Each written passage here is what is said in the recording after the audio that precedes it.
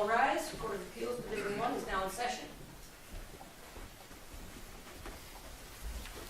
Please be seated.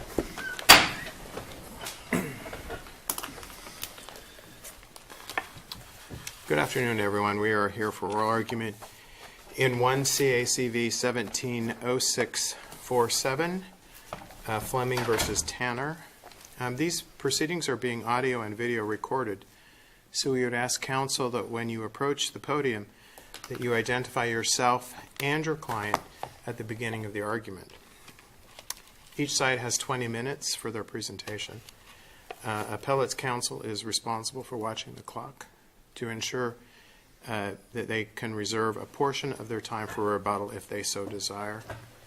We've read the briefs. We've discussed this case this afternoon at conference and are familiar with the arguments raised. And Mr. Stein? Thank you, Your Honor.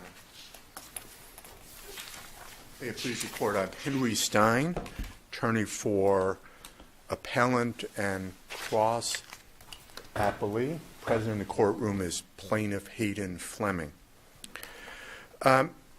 Your Honors, my intention is to devote approximately 10 minutes of my time to address the issues raised by appellant on appeal, reserving 10 minutes to address in rebuttal, as well as addressing the arguments made on the cross appeal. As Your Honors know, on the appeal, there are two core issues. One is, what is the import of ARS 44-1201A as it applies to the loan agreement at issue in this case? Our position is very clear. It's simple and concise. The statute adopted by our legislature is clear, unambiguous, not susceptible to various interpretations, and it's mandatory. And that statute says that interest on any, quote, loan or indebtedness, close quote, shall accrue interest at the rate of 10% per annum unless the parties contract for a different rate in writing.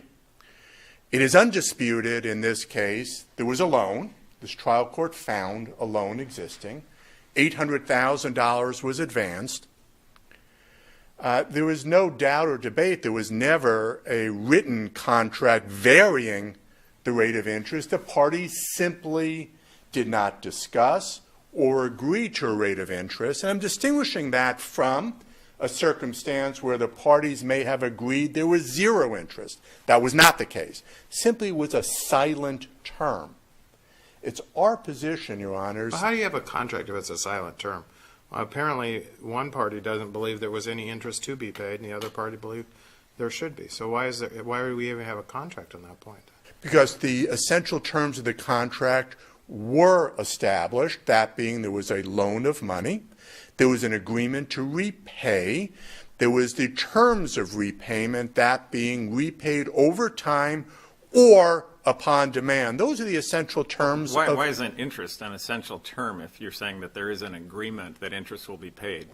I didn't say there. We probably need to have you for the recording. If you can stay as close as you can. I apologize. I did not suggest the parties agreed as to interest. They didn't agree. But we have a statute.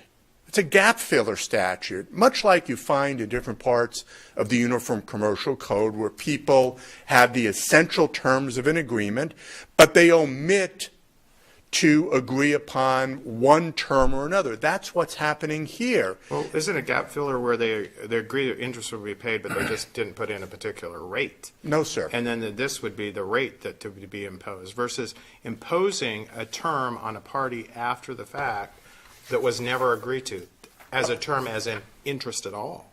But Your Honor, read the statute. Read 44-1201A. It may run counter to the notion of equity. It may run counter to the notion, well, parties are free to contract. But our legislature adopted a very specific statute.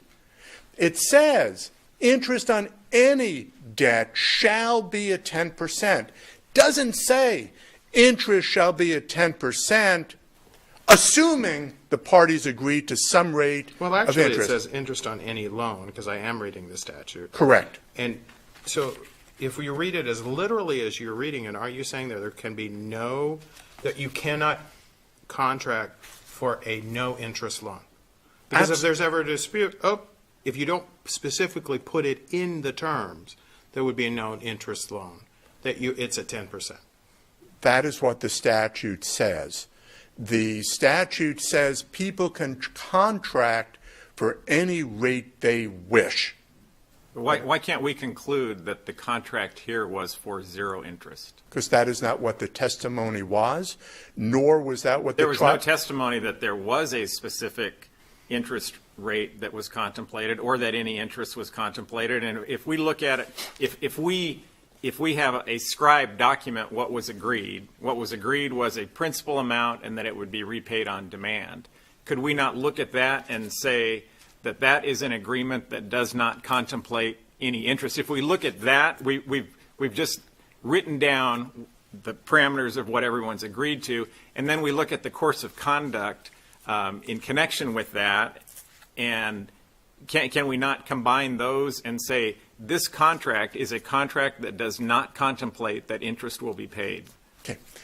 The testimony, and I want to answer your question, but let me preface it by this. The testimony was the topic of interest was not discussed. There was I not, agree. There was not competing so what we're writing testimony. down, our written agreement just says nothing about it.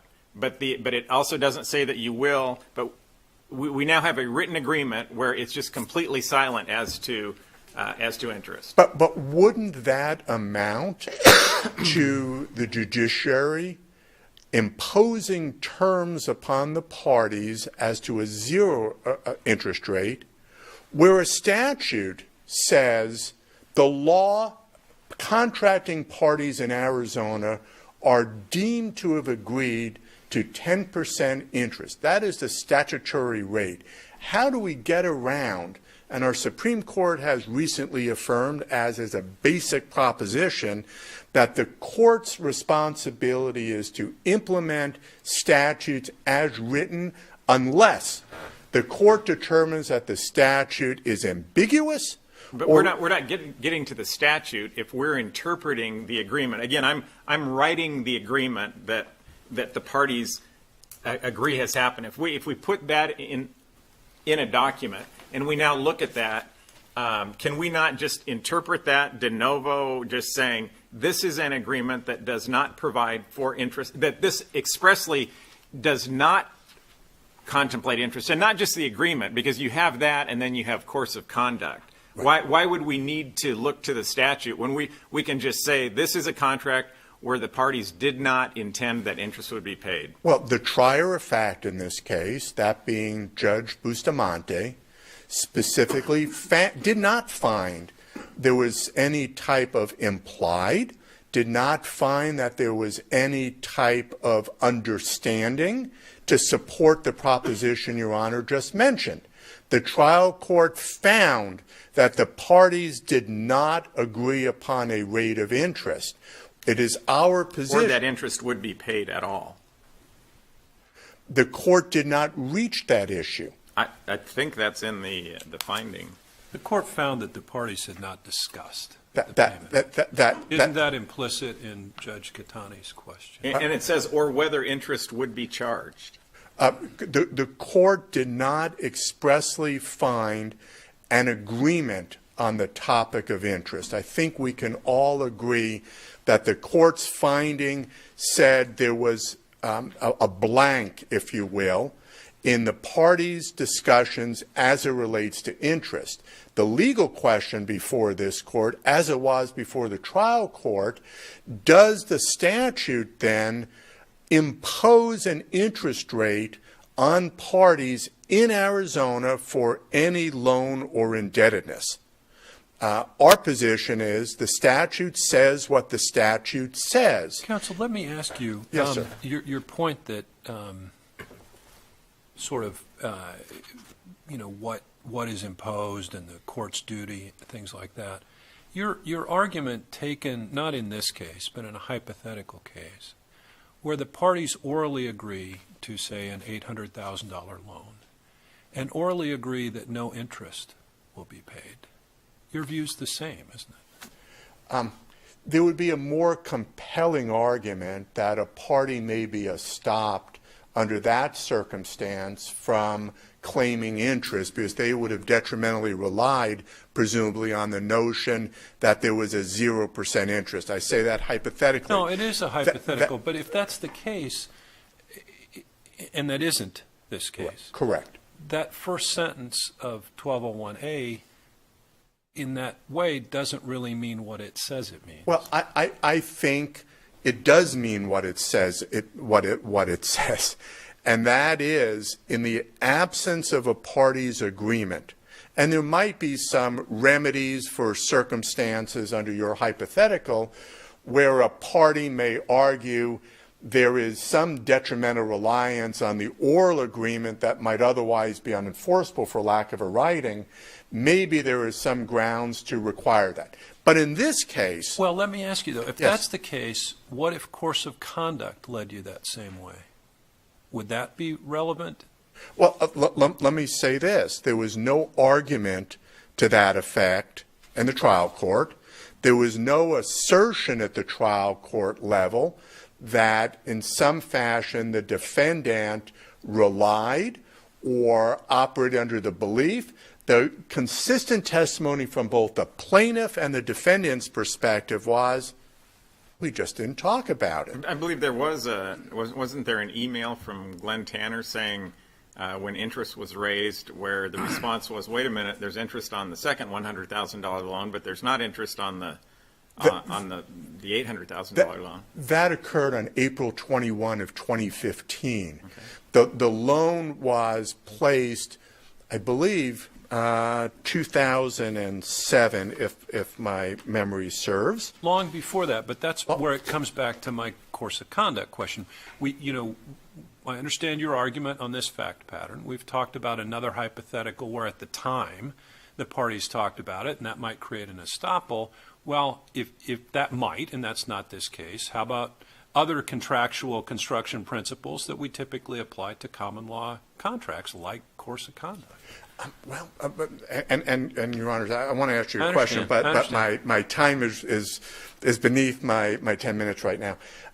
The point is here, though, where parties admit they have not agreed to a rate of interest, we have a law, a statute that imposes that, and neither do I believe it's within the province of the trial court or the province of this court, because our Supreme Court has said in multiple times, in multiple occasions, it's outside of the province of a court to rewrite a contract which parties... I understand that, but let me ask you one more question. I'm mindful of your time as well. At least the predecessor of 44-1201 has been around for about 50 years, right? Yes, sir. This, I think all parties agree, is a unique application of the statute. There's no other prior case on that. Wouldn't you think something would have come up by then? There was this Judge Wake's case in the federal court. There is precedent out of California that has an analogous statute. I understand California, and I understand the federal court, which of course isn't binding on us. I reckon, but you said there were no cases. There are some authorities as to this. This would seem to be just one of the regrettably many areas of the law in Arizona that has not made its way to a published opinion. Maybe this is going to be the exception. I don't know. But we are faced with an unambiguous statute, and I'm at 7 minutes and change. Counsel, before you sit down, I understand you want to reserve some time, but I want to clarify. Have you made an argument for prejudgment interest under subsection F, or is your argument entirely under A? No, it is both. But did you make an argument below that there was an entitlement to prejudgment interest under 1201F? I know we've cited 1201 repetitively, and I've reviewed the briefs and a sampling of that. I don't remember if that. But I guess I didn't see it in the opening brief. I saw something in the reply brief, but that was the first I'd seen of it, and it didn't seem to be what was argued below. Because 1201F requires that interest in a judgment be awarded as provided by 1201A. To answer your question, I don't have a sufficient recollection of the subtleties that were argued a year ago, and so I don't recall. I suspect we did. I just don't remember. I can't avow to you that that was the case. If I might reserve the balance of my time, please. You may. Thank you very much. Mr. Carden. Thank you, Your Honor. May it please the Court, I'm Joshua Carden, representing Glenn Tanner. I believe my opposing counsel's argument on interest would, if taken to its extreme, as Judge Sumo suggested earlier, would actually result in an unconstitutional impairment of contracts and take away people's ability to be silent as to interest in an agreement. I agree that if the parties had discussed interest and simply left that concept blank in the nature of forming their agreement, if they'd ever talked about it, I think we'd be in a completely different ballpark. But the universal agreement below was it never came up. It was never discussed. And as the presupposition behind... But are you suggesting that that means there was an agreement that this is an interest-free loan? No, I don't think it goes that far. I think interest is simply a term of a contract. It can be included just as a time for repayment can be included. If not included, it's not part of the contract. And so it becomes an interest-free loan by default if nobody mentions that, oh, by the way, this debt is going to bear interest. You're saying this is an interest-free loan? This is an interest-free loan. To read it otherwise, I think puts you back in the sandbox that Mr. Stein is asking this court to get into, which is to say every loan by default is at interest unless the parties contract for it otherwise. Instead of saying interest is simply a term in a contract. It's allowed to be in the contract. In the federal case that Judge Wake decided, the design trend case, there was a written agreement with a written provision for interest. That's why that case is not only not binding, it's not even persuasive in this case. If the court is not inclined to get into the subtleties of whether interest-free loans are allowed or not, I think our payment argument actually would satisfy the same result that my client is seeking in this case without having to decide that issue if the court decides to sort of bypass that. And that's on the fact that on an $800,000 loan, Mr. Fleming has received $869,000. Even if this court were to... Suggesting the $69,000, their argument is that will be returned pursuant to the addendum to the agreement. They've received $800,000 essentially as your position is accepting Correct. The addendum. And my argument there is to say once you receive full payment on a note, even if this court decides to apply prejudgment interest starting on April 2015, the date of the last demand in this case. Well, I'm sorry, I misspoke. They didn't. If all the addendum to the agreement to the Fleming's daughter is that it's $50,000 plus interest that will be returned to her. So they never received the $50,000 that they're saying was owed by your client. It's actually correct, and the payment was actually $169,000 from Jessica. But they're saying they will refund to her whatever is That's their deemed claim. Not to be owed. That's correct. And what I'm saying is the fact that agreement took place after a divorce means you can't unilaterally modify your original agreement to the detriment of one of the parties who's not a party to that agreement. So by saying I'm applying... They were not entitled to amend their agreement? That Hayden Fleming and Jessica Tanner were not entitled to amend the original agreement that occurred during the parties' marriage between Hayden Fleming, Glenn Tanner, my client, and Jessica Tanner. Two of the parties to that agreement can't amend the agreement as to the third party, and that's what they tried to do in this case. Have some authority for that? I do, Your Honor, and I've cited it in my response brief that it's the restatement at 293 and 295, which talks about the satisfaction of joint obligors to a debt. Performance by either one of them satisfies performance as to the whole. This was a joint obligation. There was no dispute about that below when it was initially made. It doesn't transform into individual separate obligations upon divorce. But if your client had participated in that agreement and had said something, but if the court finds that no interest is owed, this will be repaid. Why couldn't that be amended? Why does the original payment of $169, why can't that, if they had said with the original payment, this is $50,000 of principal and the rest is interest, you're saying you wouldn't have an argument there, but you do because they just didn't specify that? No, it's because that only Hayden Fleming and his daughter were parties to that agreement, which took place after this lawsuit was even filed. It's more subtle than that. It's Mr. Fleming is saying this giant amount is still due and owing because he's factoring in interest from day one. Let's say somebody makes a mistake and hands over $200,000, only having intended to pay $50,000. They got the money, but people understand it's a mistake and they're going to return. He had $200,000, but he acknowledges, nope, she made a mistake. She wrote a check for $200 when she was supposed to write a check for $50. Are you saying your client benefits from that mistake? It's not that mistake. It's the second half of that hypothetical, which says, what did Jessica owe at the time that she made that payment? How did your client rely to his detriment on something? How is there any prejudice to them amending the agreement from the time that money is paid to where they amend the agreement to say this represents $50,000 in principal and the rest is interest? Because my client wasn't a party to that agreement, and although Hayden Fleming has received $869,000, the trial court found that there was, even with no interest, there was still an additional $50,000. So Mr. Fleming is saying he's entitled to $910,000. Yes, he's agreed to give some money back to his daughter. He's agreed to give everything except the $50,000. Correct, but he can't change the restatement of contracts, which says this is a joint obligation by both parties. And so if either party pays money and pays it off, it's not that she overpaid, it's that she satisfied the entire amount of the remaining balance. Go to my hypothetical where she meant to write a check for $50,000 but wrote it for $500,000. It clearly satisfied the whole debt. It more than satisfied it. But are you saying she can't pull that back and say, nope, that was a mistake?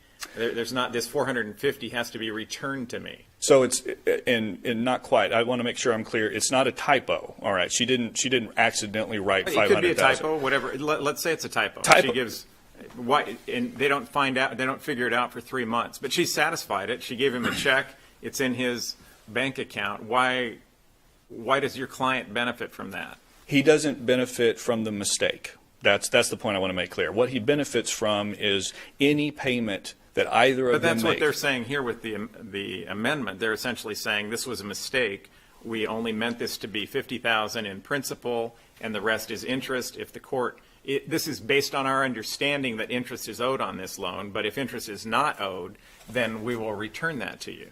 And that's what I'm getting to, is after the divorce, they can't amend the agreement to the detriment of one of the parties who's not present for that agreement. If Mr. Tanner... Your point is, if I understand it, that it was a community obligation. The contract was entered to during when the community existed, Correct. And therefore, when the decree entered, it could not be modified absent assent of both parties to the community. That's exactly right. Both parties would have to agree to change that. So the moment she paid the amount of the remaining debt, which in this case by the trial court's reasoning would have been 100 of the 169,000. As soon as he accepted that check and wrote in the agreement, I'm applying this payment towards that loan, that's not an accidental benefit any more than my client conveying the $360,000. But then she would have a claim against your client.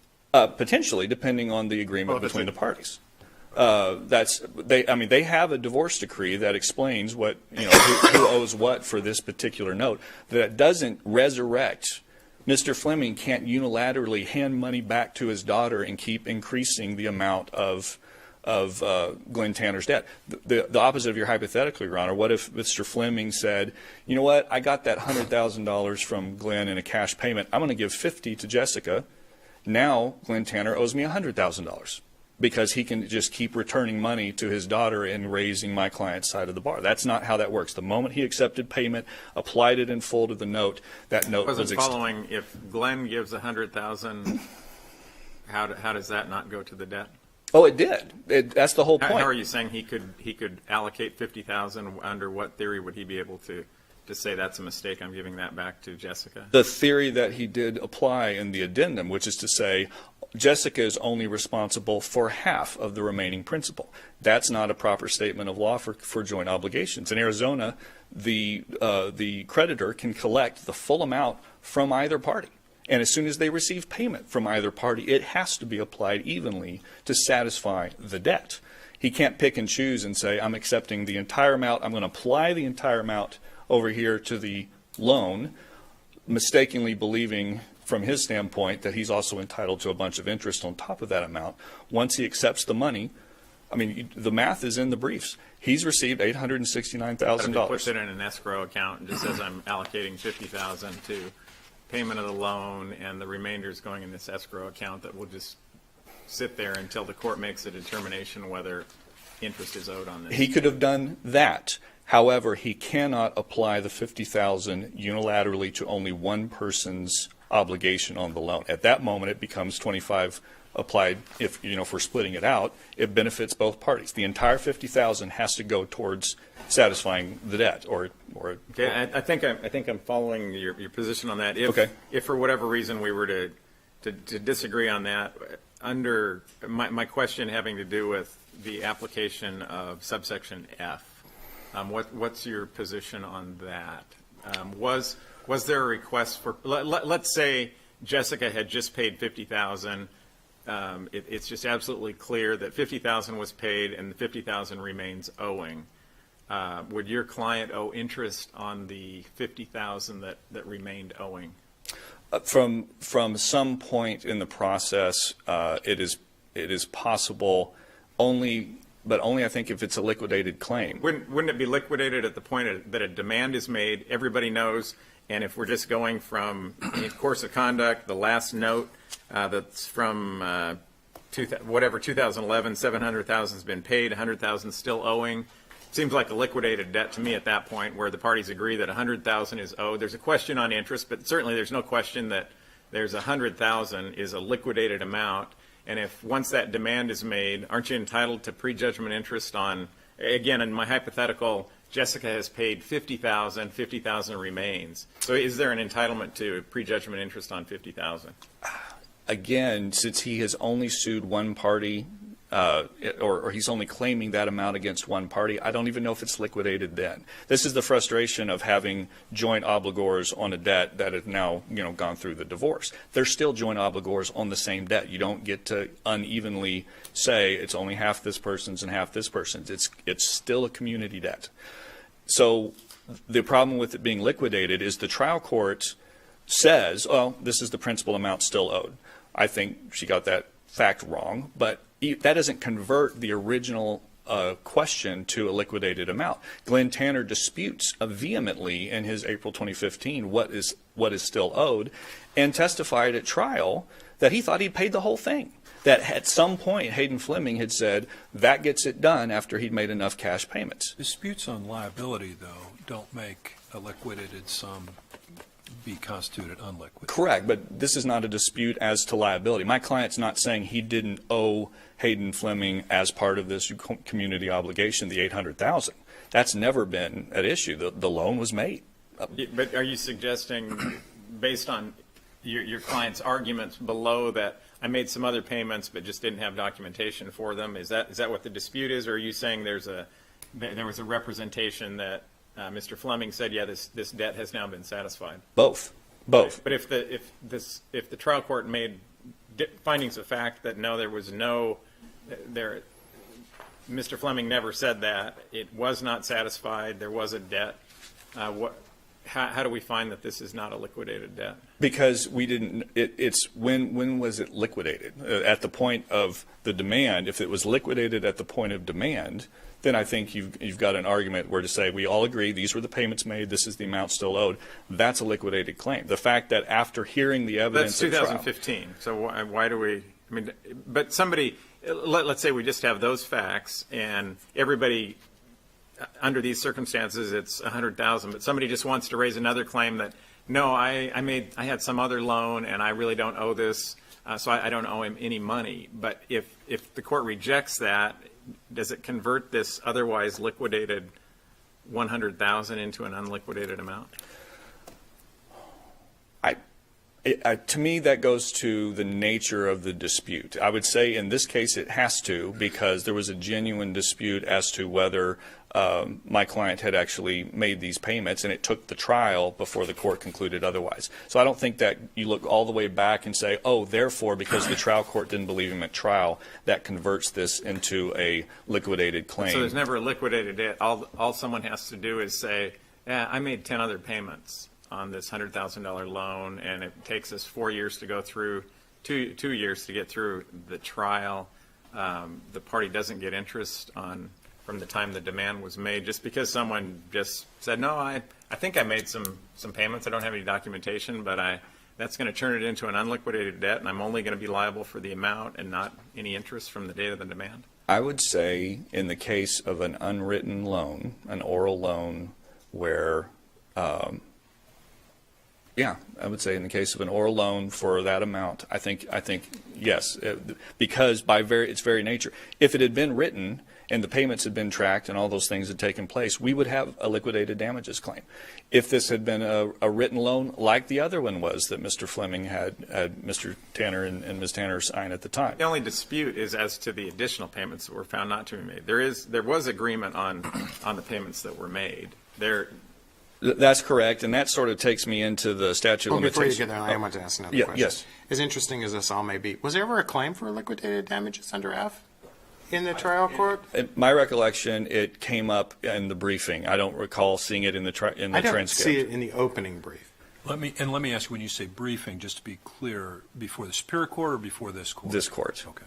And yeah, 'cause I didn't notice it in the complaint in the Superior Court as to any claim under the claim seemed to have been under A. I didn't either, Your Honor. And this is one of the one of the few appeals I've ever handled where I wasn't also trial counsel. So part of me is going, if it's in there, I apologize. It may be in there. I'm not trying to mislead the court. I don't recall ever seeing a reference to F until this appeal.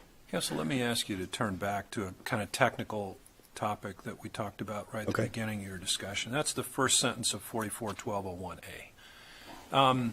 If you just look at that single sentence in the abstract, help me understand how that would not impose 10% interest obligation.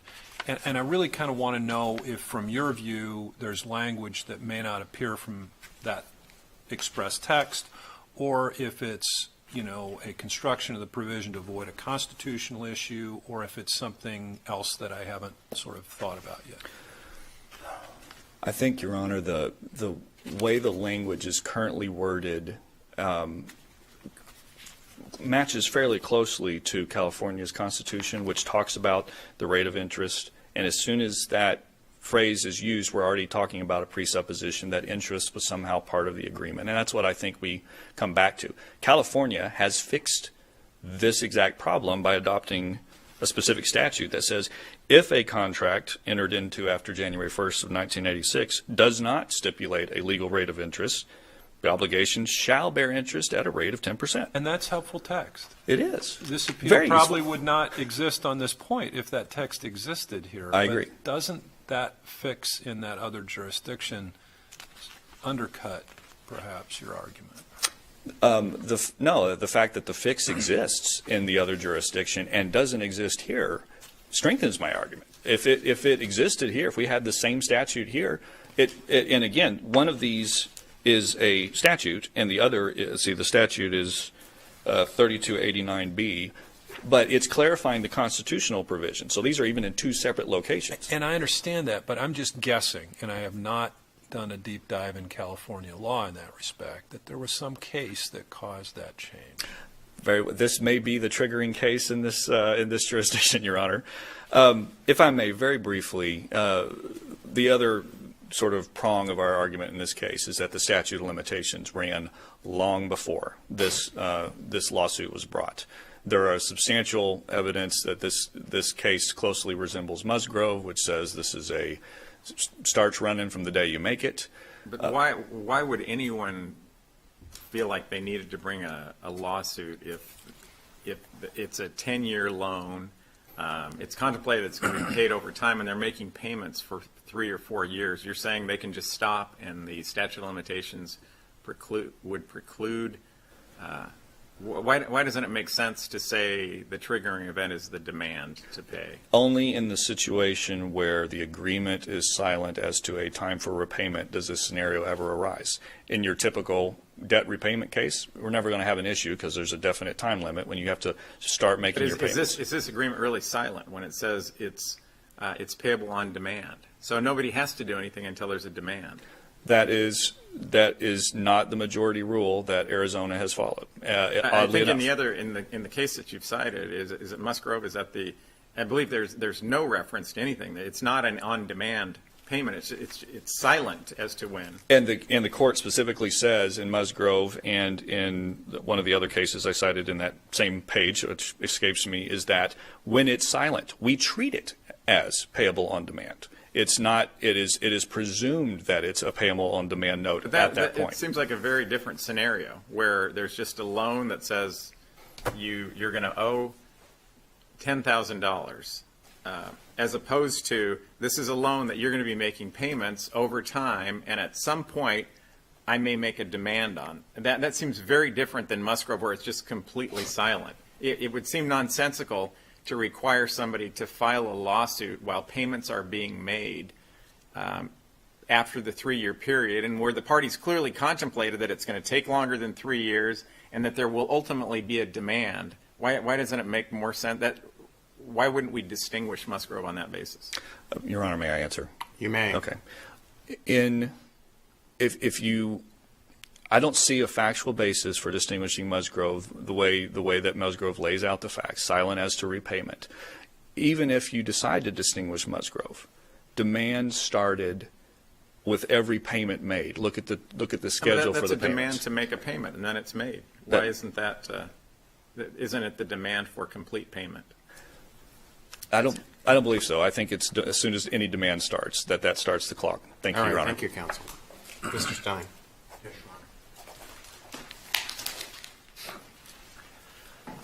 Following up on the questions posed to opposing counsel, there is Exhibit 18, Trial Court Exhibit 18, which is one of these exchange of emails between Mr. Fleming and Defendant Tanner. And in that email, he says your What's number the date of that email? April 21 of 2015. It's Exhibit 18, Bates number Fleming 0021. and the email starts off, it says, your number is not accurate, just goes half of that. That is perfectly consistent with the trial court testimony that the parties' agreement and the application of this debt was to divide responsibility, one half to Glenn Tanner, one half to Jessica Tanner. The arguments being raised would operate as an entire windfall to Mr. Tanner. That is not a proper result. Well, it's not a complete windfall because he would always have a claim. She, the daughter, would always have a claim against, to the extent that if she paid it all off, she would still have a claim against him.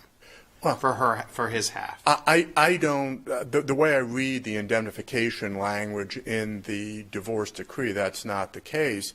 I believe it reads, and this is deep memory here, maybe if someone is compelled to pay the debt in excess of their half, the parties divided the debt practically one half responsible for Glenn, one half responsible for Jessica. To reach another conclusion would be to inhibit one obligor from settling that obligor's half, and the addendum to the agreement resolved whatever issue was presented. That is, if the trial court would determine the amount of interest is other than what was agreed for, the Flemings refund that amount of money. The only amount of money which Jessica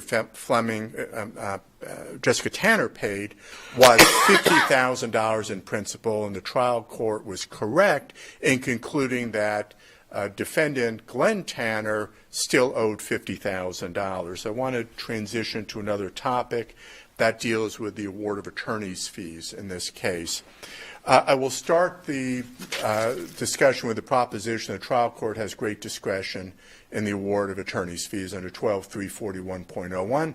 I'm not here saying otherwise. I accept that as a proposition, but the fact the trial court is vested with discretion doesn't mean unbridled discretion. There's a whole line of cases which say discretion must be exercised consistent with the facts and circumstances appearing in the record. The record in this case, Your Honors, show there was a claim and there was a counterclaim. The counterclaim raised by the defendant was squarely resolved in favor of the plaintiff. It was resolved on summary judgment. The plaintiff's claims upon the defendant was resolved in his favor by determining, consistent with the relief sought, that there was $50,000 owing. There was a contest as to liability. There was a contest as to damages. There was a contest as to whether there was any money owing at all. And the trial court resolved all of those issues in favor of the plaintiff. Under the associated indemnity case versus Warner, the trial court appropriately should have considered the totality of the circumstances, should have considered who the prevailing party may have been, and under the facts and the record of this case, only one conclusion is appropriate, and that is the plaintiff prevailed not only on the counterclaim, a contract-based counterclaim, and prevailed on the plaintiff's contract-based claim against the defendant. Under that scenario, at minimum, the court should have directed the plaintiff to submit a fee application. Instead, the trial court in its minute entry simply determined not to award any fees, and when we moved for a new trial under Rule 59, the trial judge simply doubled down and said fees are not being awarded, and she, quote, considered the factors under associated indemnity. It's our position that fees ought to have been awarded, that there is not a principled reason, certainly nothing identified by the trial court, certainly nothing in the record to support the trial judge's exercise of her discretion, which I acknowledge exists, but that discretion must be based upon some observable fact or circumstance, not simply a personal whim or decision of the trial judge. In my last few seconds, I want to talk about liquidated versus unliquidated. The law is clear. It is unambiguous. We're more interested in, assuming it's liquidated, whether that was raised, whether an argument for interest under subsection F was ever raised. Okay. The best I can say, Your Honor, is I believe it was, but I will not go out on a limb and be potentially accused of misleading a court. I cannot recall if it was. I would suspect it would have been in the closing arguments and in the motion for new trial regarding an award of attorney's fees. Those would be the first places I would look, Your Honor, to identify the specific grounds upon which an award of attorney's fees. Yeah, and I have to be honest, I didn't see it in your opening brief. Okay, I mean, we kind of asked that question before. You didn't happen to look in your opening brief to see if I missed it. It wouldn't be the first time. Won't be the last time. If I had a computer, I could do a search instantly. I did not look for that. I was more contemplating whether that issue was raised at the trial court level as opposed on the Court of Appeals. But the fundamental point of departure is under subsection A, whether the court should have implemented that provision by awarding interest under any debt or any obligation, any debt or indebtedness, loan or indebtedness. Any other questions? Yes, thank you. All right, thank you very much, Mr. Thank you, Stein. Your Honor. The matter is deemed submitted. We'll issue a decision in due course. Thank you very much, counsel, for your fine argument.